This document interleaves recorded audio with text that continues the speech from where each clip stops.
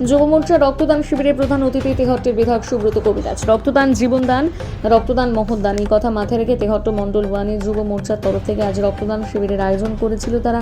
আগামী দিনে থ্যালাসেমিয়া রোগী এবং মুমূর্ষু রোগীর কথা ভেবে রক্তদানের আয়োজন করেছে তারা। যুব সমাজ একমাত্র যেমন সমাজকে তৈরি করতে পারে তেমন সমাজের গঠনমূলক এবং পরিবেশমূলক সাহায্যের কাজে আসে যুবকরা। আজ রক্তদান শিবিরে মোট 30 জন রক্তদান করেছেন।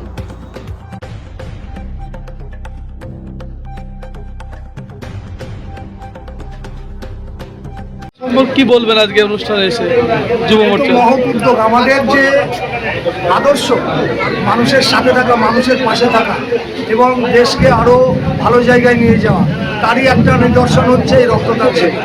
বিগত দিনে ব্লাড ব্যাঙ্কগুলিতে রক্ত থাকতো না, রক্তদান শিবিরের নামে সেখানে 2 নম্বরই চলতো এবং সেই রক্তগুলো রাতের অন্ধকারে কাটমানির দরুন বেসরকারি নার্সিংহোমগুলোতে বিক্রি হয়ে যায়। কিন্তু এই নতুন সরকার গঠনের পর আমাদের মাননীয় মুখ্যমন্ত্রীর নির্দেশে আমরা মানুষের পাশে দাঁড়াচ্ছি, মানুষের সেবায় নিয়োজিত হয়েছি। আমাদের যে যুব মোর্চা আছে সেই যুব মোর্চার উদ্যোগেই আজকে আমাদের ভারতীয় জনতা পার্টির পক্ষ থেকে এই রক্তদান শিবির করা হয়েছে। মানুষ সুস্থ থাকুক, ভালো থাকুক, এই উদ্দেশ্য নিয়ে। রক্তদান সম্পর্কে আজকে অনুষ্ঠানে এসে রক্তদান অনুষ্ঠানে এসে কেমন লাগলো আপনার?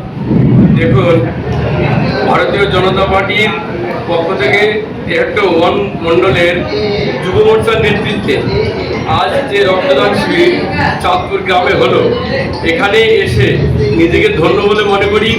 আর রক্ত মানে মানুষের জীবন বাঁচানো।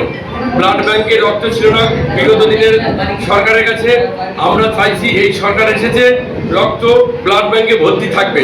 তো নিজেকে ধন্য যেমন মনে করছি, তেমনিভাবে মানুষের যাতে উপকার লাগে সে বিষয়ে আমি মানুষের কাছে আশ্বাস দিচ্ছি। আপনার পরিচয়? আমার পরিচয় মুর্শিদাবাদ সাংগঠনিক জেলার সাধারণ সম্পাদক। আমার নাম কার্তিক সরকার।